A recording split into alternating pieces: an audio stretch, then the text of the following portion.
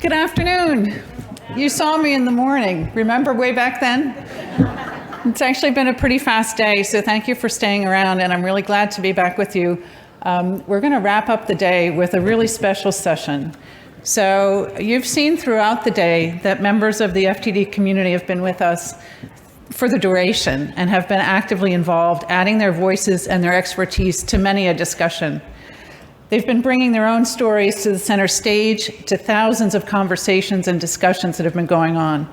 And all of you tuning in virtually, we've heard you in the chats, we've seen your comments and questions, and we hope that you continue to raise your voices moving forward in your own countries and in your own communities.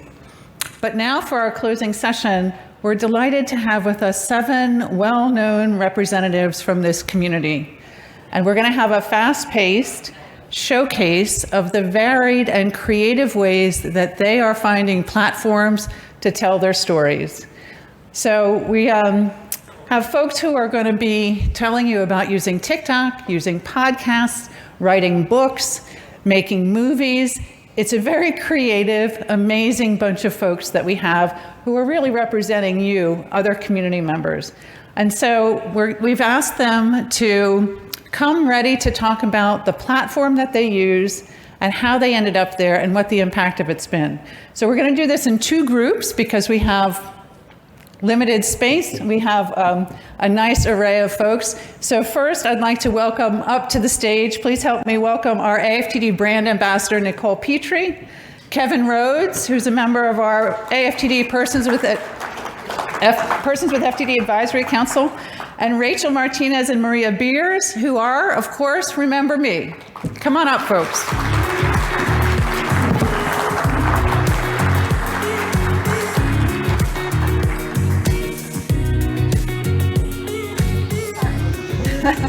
See, fast pace. We got to keep people moving and running. All right, so what I've asked each of these guys to do is come ready to tell you a little bit about about the platforms that they use, how they ended up there, and why they do this. So we're going to ask Nicole Petrie first. Nicole, welcome. Is this on? Yep, you're good. Okay, I'm Nicole. I use TikTok to share my family's story. My mom has FTD. She was diagnosed in her early 50s, but we started to see symptoms in her late 40s, mid-40s. I have some notes here to look at because I am a bit of a nervous speaker, and although all of us have told our story many times, it doesn't seem to get any easier. But it is very comforting to be in a room with people that truly understand the story. So I started sharing, I always say kind of on accident, because I was starting to see lots of videos of my peers around my age, early 20s, mid-20s, who were sharing videos of their families, of their parents. And for some reason, early on in this disease, I felt like I had to hide it. I think that's pretty common for most of us. There's, for some reason, a lot of shame around this disease, and I don't think that there should be. But I decided one day I wasn't going to hide it anymore because there was no point. This was my mom, this was our life, and I deserve to be able to share that as well.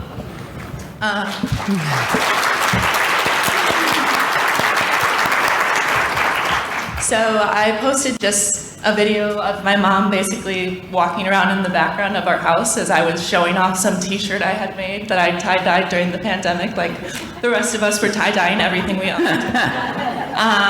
And instantly, pretty much overnight, that video went viral with thousands and millions of people who were asking about the disease, who had a personal experience with the disease, and were connecting with a community for the first time, including myself. And so many people have reached out to me to tell me how much I have helped them through their journey with FTD or with a loved one having FTD. But I always say that the community that I found and the AFTD has helped me tremendously more than you guys could ever imagine. I think sharing your story helps the community, it helps the general public, and it helps us as individuals so much. So I definitely encourage you all to share your story.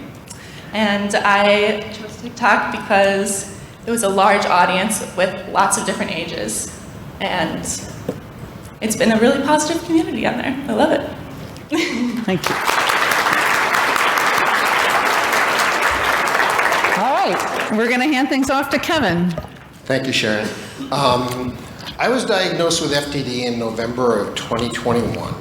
At first, I was totally devastated. I had a disease that I had never heard of, and I was told I would eventually die from it. I struggled for several months with what this meant to myself and my family, and had a really hard time finding answers. Then about 2 months after my diagnosis, I found the AFTD organization, and I found a neurologist, both of which helped me to understand what FTD was and was not.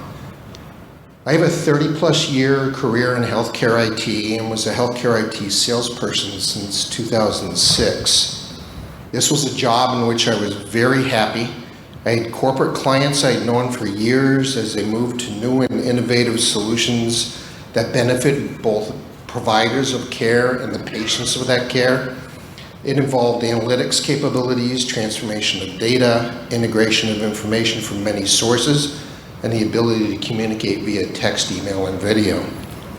I found many rewards in my interactions with healthcare professionals. When I finally got the FTD diagnosis, after 2 or more years of struggling, all of that disappeared. That was the bad news. The good news is, thanks to my involvement in the AFTD and with the encouragement of family and friends, I have found my new passions. Sharing my story to help raise awareness, serving on the Persons with FTD Advisory Council, and helping others to understand what it's like to live with this disease. And quite unexpectedly, somehow, a gift has been given to me. I can now write poetry, which I never did before, and I've written 19 poems in 2 months. Sharing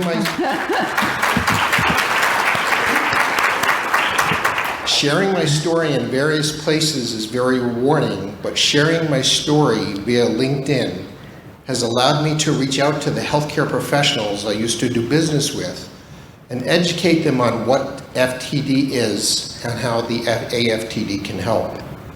I have uploaded videos of my experiences with FTD and shared AFTD's posts of events and professionals, such as the CME webinars and this education conference.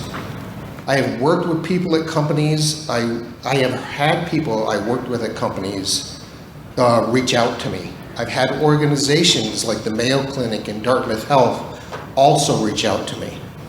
Sharing some of these same videos and publishing some of my poems in the FTD Facebook groups for people with a diagnosis and for care partners have helped me to reach people in need, answer questions that they had, and help them with information from the AFTD.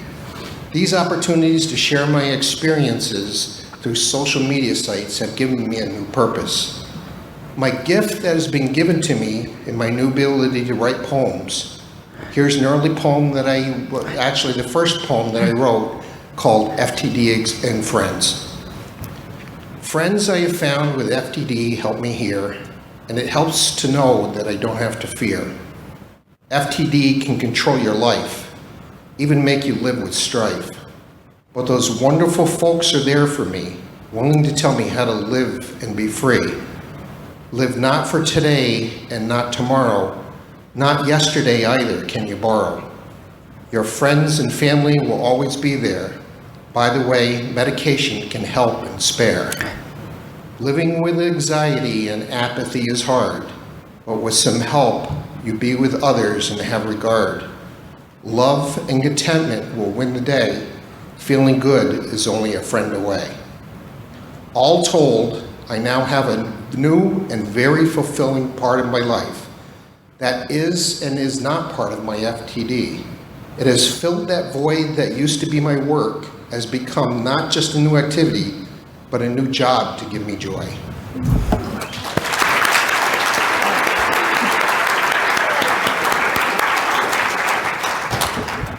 We get to go after that. Whew, big shoes to fill. So I'm Rachael. This is my co-host Maria, and we are the Remember Me podcast. I can hardly see, but can you raise your hand if you've listened? Oh, nice. Okay, that was more for us. Take it. Yeah, the elevator pitch. Yeah. Okay, so a little bit about our story. So it was the middle of, I think, May, the complete lockdown of the pandemic in 2020. And I was chasing around my 2-year-old, and I was caregiving for my mom, Leah, who, I don't know if you guys can see the picture. Okay, there's my mama. She had PPA and ALS, and we were a couple years into the journey, and I just felt so alone. Caring for my son, and then caring for my mom, sometimes in a very similar way. And so my mom was actually an artist, and she always taught me to turn to art and creativity for healing. So I decided I was going to do a project, and I connected with my friend Rachael on Instagram, and I said, I think I want to do a podcast. Are you interested? And Yeah, a little bit. yeah, we did not know each other. We had no idea who. No. And so we started the podcast by telling your dad Frank's story and my mom's story, and we kind of built a community. Grew. Yes, and so much healing and connection, and it's kind of like, I don't know, cured that isolation that we were feeling, and we're trying to provide that space for people. We are. I think just through like the art of storytelling and getting your voice out there is, for me, and I can probably speak for you, one of the most healing things for something like this. It's been a road. We've traveled together. We met as complete strangers in Denver. Both our husbands were like, want to write a note to the kids in case you don't make it back. Like, we just didn't know each other. And now I talk to this person 16, 17 times a day. My dad passed November 2020. Maria's mom passed 1 month later. So we had each other's support during the grief, and then the healing. And our goal is to provide a community for all of you, and for your loved ones. Yeah? Okay. Thanks. So you can actually put on the chairs behind you. Before we just do our quick tag out, I want to just say that like the content, folks didn't cover the content so much of what they offer, but in each case, the information that's coming through these platforms about FTD covers the gamut of the things that matter to us. We're talking about awareness. Kevin talks about support. Rachael and Maria are doing a whole series on research engagement. There's just such a span of information that's covered in all of these different creative platforms, and what a gift it is to all of us. So thank you guys. We're going to tag you out. The next folks are coming up. So as these folks leave, I want you to help me welcome to the stage our next group. So we have coming up, we have author, AFTD support group leader, and entrepreneur Scott Rhodes coming up. We have Aisha Adkins, who's a blog writer, a young adult caregiving advocate, and the constituency engagement manager for Caring Across Generations. And we have with us Diana Gonzalez-Morett, who's an independent filmmaker. Some of you may have seen her film last night. Welcome, folks.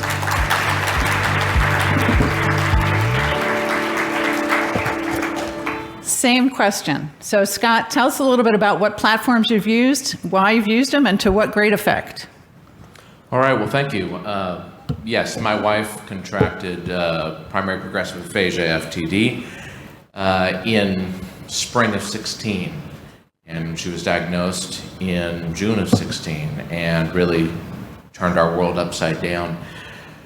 I tried to do the caregiving all on my own, as you know, men are often prone to do, and I found that as her condition continued to deteriorate, I needed to reach out. And in the fall of 18, I had to place my wife in a care facility. That was the lowest point in that, and I reached out to AFTD. And I found that I had friends I didn't even know about there. And so it was a wonderful experience in that last year of my wife's life. I was invited to speak at the spring conference in 2019, and I was invited to start a caregiver support group in Portland. We didn't have one, and so I did that in July of 19. And my lovely wife passed in October of 19. And it was very tempting at that time to say, okay, only 3 months have passed, maybe this isn't for me, maybe I need to move on. But I was so glad that I stuck with it. And I've now facilitated that caregiver support group for the last 4 years, and I've made incredible connections there.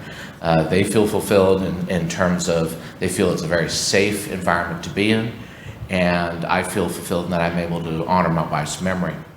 So that has also spurred me on to release my book, and several of you have seen that, and it's just really a story of my wife's life and our caregiving journey, and really going into a lot of detail. I encourage all of our caregiver support group members to journal. I hound them about that. I say, have you journaled? And not just journaling what happened, but celebrate the ordinary moments. I want you to identify those, write about those, because those will save you later as you really think about those wonderful moments. And those journal entries, many of those, then created and fleshed out, if you will, the book that's been released. And that has now propelled me into not just a small market within the Portland, Oregon region, but then also nationally as well. I've spoken at a number of conferences, I've spoken on podcasts, and most rewarding was just this last January, I was asked to come down to Southern California University and speak to about 60 speech pathologist grad students. So these are all 22, 23-year-olds that have really understood what they wanted to know about primary progressive aphasia, and specifically their learning had been what it does specifically to the brain, but they really wanted that practical information. So the professor asked me to come down and speak to them about caregiving somebody with primary progressive aphasia and really giving them the practical information. And in that, I shared a 4-minute video of my wife about 3 years into PPA, and really went through that. They were able to see the physical manifestation of PPA, not just what it does to the brain, but what it does in your interaction with that person. And didn't leave a dry eye in the house. And but these people are now, these students are now going to go out to the world in their chosen medical profession with that real life knowledge. And so that was very fulfilling for me. Thank you very much. Aisha. Yes, good evening. So my mother, Rosetta, was diagnosed with frontotemporal dementia in the spring of 2013. And at the time, I had probably not even come into contact with the term caregiver. I didn't know what it meant. I just knew that, all right, this means that I will be leaving my full-time job in healthcare, my first big girl job, to take care of my mother and to make sure that her needs were being met. Shortly thereafter, my family and I, in an interesting turn of events, relocated to Barbados for a few months. During that time, I decided to start a blog about what it was like to provide care for someone while also moving overseas. I chose to do that primarily to keep our family and friends up to date. Simultaneously, I was active in many Facebook communities, including the AFTD support communities, including the young adult community. And I met a number of folks there who I'm actually meeting for the first time in person here today. It's been a true delight. But through sharing my experience in those Facebook groups and then via my blog, I found that people were really intrigued with my experience. I was 27 at the time, and I represented a set of demographics with which people were not yet familiar. A young African-American woman who was providing care for her mother, who was living with this thing called frontotemporal dementia. It's through that use of storytelling that I continued to broaden my circles of support. And in doing so, that led me to discover an organization called Caring Across Generations, which is a policy advocacy organization advocating for home and community-based services that will enable all of us to live and age in our homes and communities with the dignity that we deserve. I did not realize at the time when I encountered this organization that I could use my lived experience to affect policy change. I have also worked closely with the AFTD to speak to Congress, to share my story, and to impress upon them why there is such urgency behind the need for funding, behind the need for greater research around dementia and dementia care.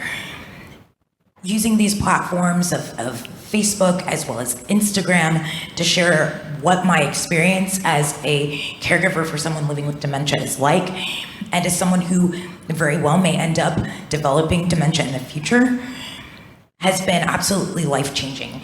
It took me from a place of fear to a place of faith to a place of fortitude. And it's something that I encourage everyone to do. Again, I'm echoing what's been shared here. There can be such stigma and shame attached to this disease, but it needn't be that way. The more that we share our lived experiences, and it does not have to be on stages like this. It can simply be with your coworkers, with your family and friends, with members of your faith congregations, the people in your lives who can be there for you if given the opportunity. Through your vulnerability and transparency, we can change the world for the better. So I encourage you all to share your stories.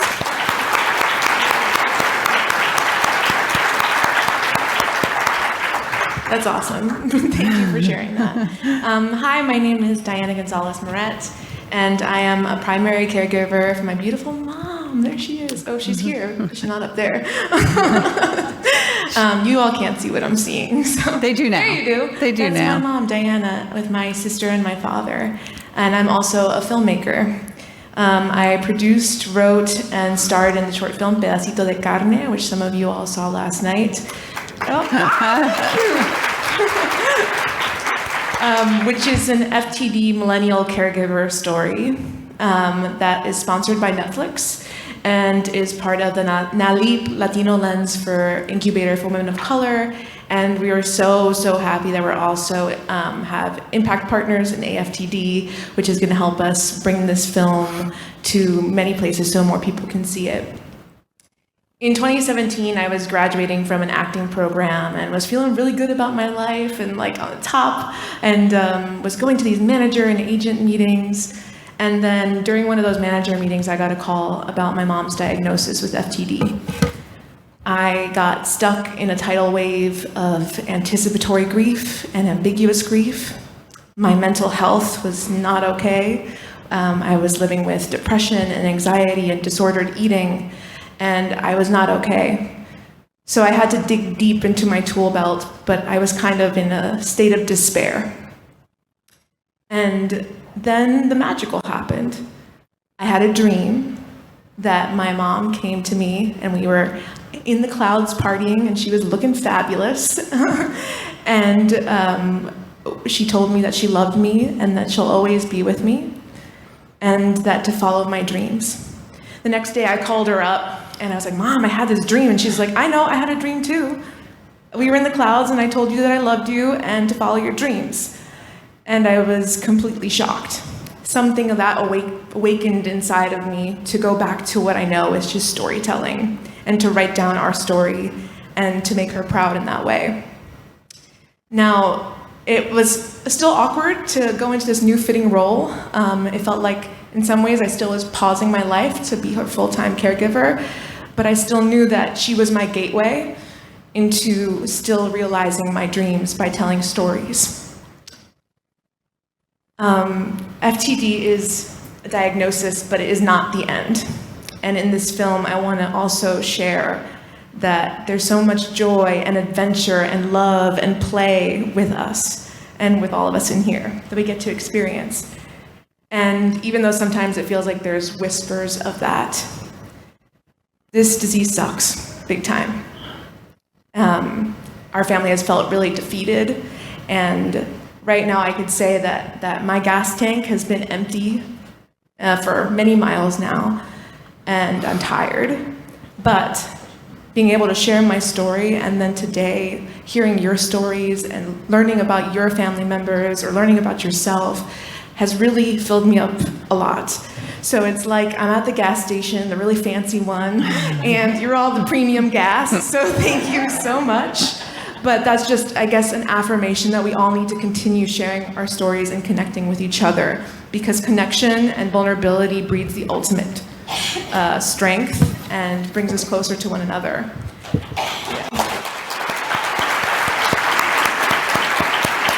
So I hope that the film shows the beautiful struggle that is caregiving, and one FTD story among many, and hopefully all of you can make some movies or write or podcast or blog or do anything like that, because it really makes a difference.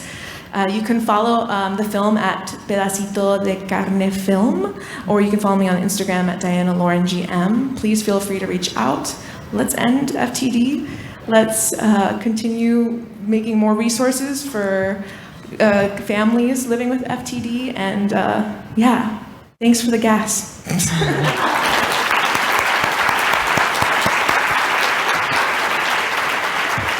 So thank you all so much. Let's hear it for all of the presenters.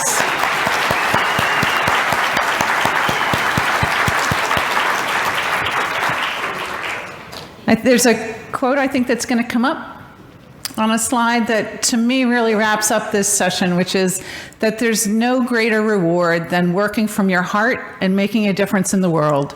So another creative person, Carlos Santana, gave us this quote. But I think that really sums up everything that you've just heard. And so thank you to everyone.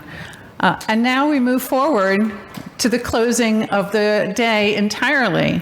So I want to thank everybody, to thank all of our presenters, to thank all of you for being here with us today. Thank you for the folks in St. Louis. Thank you for the people joining us online. This conference is a yearly labor of love for all of AFTD staff and volunteers. And so to everyone who made this possible, and you know who you are and we know who you are, thank you so much.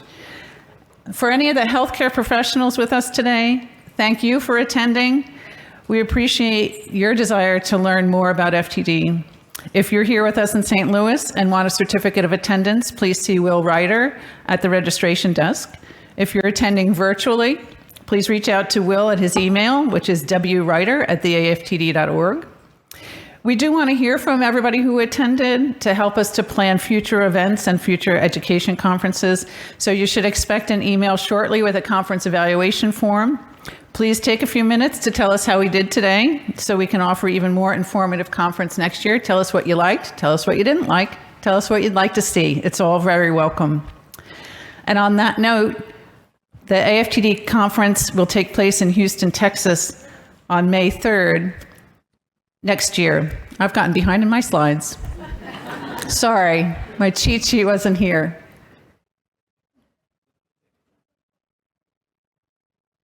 Oop, I'm messing them up now. All right, so join us in Houston next year on May 3rd. There will also, of course, be a virtual opportunity to attend. And then we'll be sending out more information, more specific information about that in a little while. To our virtual attendees, thank you for being with us today. We hope you come away from this conference more informed and with a greater sense of connection to the AFTD community. Please be sure to fill out the conference survey in the coming days so we can learn to improve the educational experience. For people who are here in St. Louis, you'll also have a special opportunity this evening to join a live session of the Remember Me podcast. So beginning at 6:30 in Landmark 5, stop by to see Rachael and Maria and join in the discussion with Remember Me. Landmark 6, sorry about that. We've made a shift. Landmark 6 for Remember Me. It's going to overlap with our reception this evening. And then a quick note about folks who have parked here with us today. Parking vouchers for people who self-parked or used the valet service are available for anybody who parked at the Marriott. Visit our registration window and ask for a validation ticket there. And additionally, if you've parked here and would like an escort to your car, you can call 314-418-5959, and a member of Marriott security team will assist you. And finally, for all in-person attendees, We cordially invite you to a special social reception courtesy of AFTD's Board of Directors. It's going to be in the Washington room, the same room where you picked up your lunches today. And the reception begins now. I'll see you there.